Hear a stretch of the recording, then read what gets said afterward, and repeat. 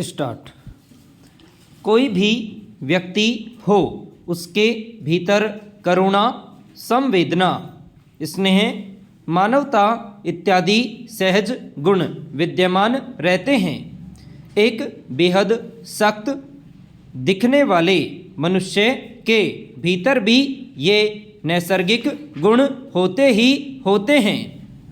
यह और बात है कि अनेक लोग जानबूझकर अपने भीतर की सहज अनमोल थाती से अनजान बने रहते हैं और निर्ममता के साथ समाज में जीते रहते हैं। किसी के साथ हिंसा करते हैं, कहीं लूटपाट करते हैं।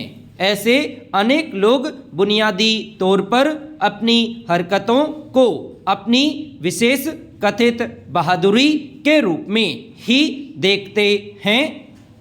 अपने बुरे कर्मों के कारण ऐसे लोग एक दिन गिरफ्तार भी होते हैं, जेल जाते हैं, जेल से बाहर आते हैं और फिर उसी बुरे काम में लग जाते हैं।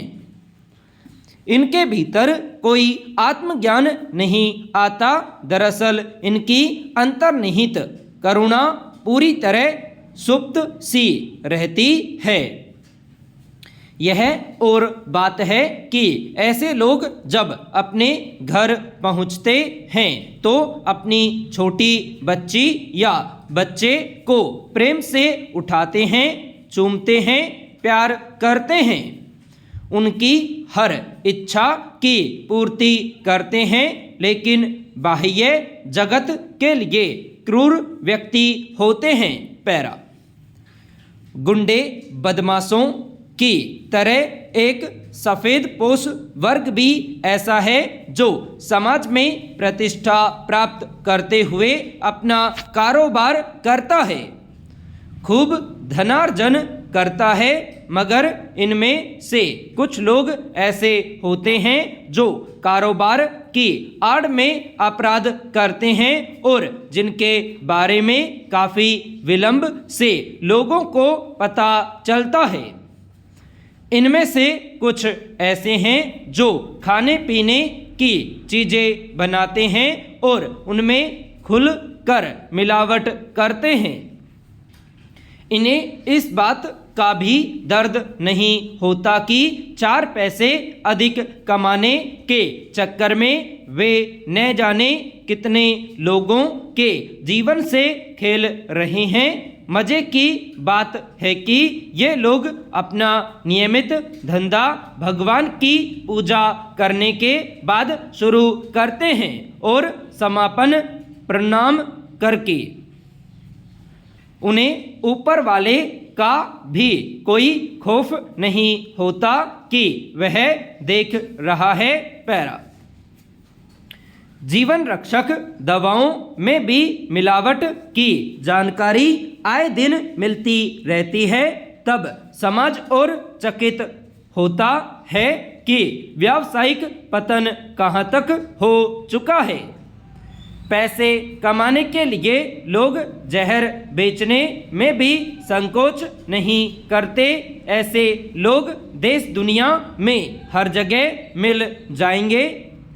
कई लोग मनुष्य होते हुए भी अमानुष बने रहते हैं। सड़कों पर आए दिन कुछ ऐसे लोग हमें नज़र आते हैं जो किनारे बैठे किसी कुत्ते को लात जमा देते हैं, किसी कुत्ते को ऊंची छत से फेंक देते हैं या राह चलती सीधी सादी गाय या किसी बैल को डंडा मार देते हैं। कभी कभी चोट खाए जानवर के मामले में दाव उल्टा पड़ जाता है और वह डंडा मारने को वाले को उठाकर पटक देता है। पैरा। समाज में इस तरह का एक ऐसा वर्ग है जिसे हम परपीड़क कह सकते हैं। उसे दूसरों को पीड़ा पहुंचाने में आनंद आता है। कोई भी पशु हो, उसको प्रताड़ित करने में उसे असीम आनंद की अनुभूति होती है। शायद इसे ही शैतान की प्रवृत्ति कहा जाता है। ऐसे लोग हर जगह अपने से कमज़ोर तबके को पीड़ा पहुंचाते हैं। हमारे यहाँ शुरू से कहा गया है कि बड़े भाग मानुष तन पावा, लेकिन मनुष्य तन पाने के बावजूद अमानुष बन जाना सामाजिक व्यवस्था को चरमराने की कोशिश करने जैसा है। प्रश्न यह है कि आखिर समाज में कुछ लोग इतने निर्मम क्यों हो जाते हैं, क्यों किसी को पीड़ा पहुंचाते हैं। इसके पीछे सबसे बड़ा कारण यह है कि उन्होंने अपने धर्म ग्रंथों का ठीक से अध्ययन मनन नहीं किया है। उनकी सामाजिकता की पृष्ठभूमि ने उनके भीतर ऐसी संवेदना निर्मित नहीं की जिसके सहारे वे दूसरों के प्रति मानवीय हो सकें और साथ ही खुद को मानवीय संवेदनाओं से लैस कर सके।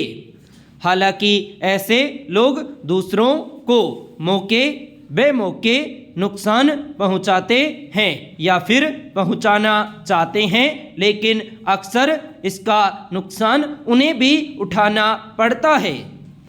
जब वे खुद को नुकसान में पाते हैं तब शायद वे इसके कारणों पर विचार करते हों। पैरा धर्म कोई भी हो, वह मानवता का संचार करने का ही संदेश देता है। जिन परिवारों में बच्चों को बाल्यकाल से ही ऐसे संस्कार मिलते हैं वे बड़े होकर नेक राह पर चलते हैं। अगर व्यवसाय करेंगे तो ईमानदारी का ध्यान रखेंगे, मिलावट से बचेंगे, सामाजिक जीवन में रहेंगे तो एक श्रेष्ठ नागरिक की तरह आचरण करेंगे। जीवन जगत के अनेक मोर्चे पर कार्यरत लोग अगर नैतिक दृष्टि से शिक्षित रहेंगे तो कभी भी अपने हृदय में व्याप्त करुणा, दया, ममता आदि से दूर नहीं हो सकते। मगर जो लोग इस पर विचार नहीं करते उनके बारे में कोई भी कुछ नहीं कर सकता। पैरा फिर भी यह संतोष की बात है कि महादेश में आज भी अनेक लोग पशुओं के प्रति बेहद संवेदनशील दिखते हैं, यानी वे जीव दया के पक्षधर नजर आते हैं। उस दिशा में कुछ न कुछ काम करते रहते हैं। किसी मनुष्य पर कहीं कोई अत्याचार होता है तो एक बड़ा वर्ग प्रतिरोध करने खड़ा हो जाता है। इसलिए हमारे यहाँ यह भी कहा गया है कि यह दुनिया अच्छे लोगों से भरी पड़ी है।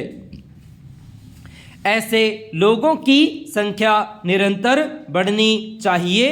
यह तभी संभव है जब हम नई पीढ़ी को उन सद्ग्रंथों की ओर मोड़े जो मनुष्य को और बेहतर मनुष्य बनाने की बात करते हैं। हर व्यक्ति को अपने स्तर पर आसपास के परिवेश में संवेदना के जागरण की दिशा में बिना बोले चुपचाप काम करते रहना चाहिए।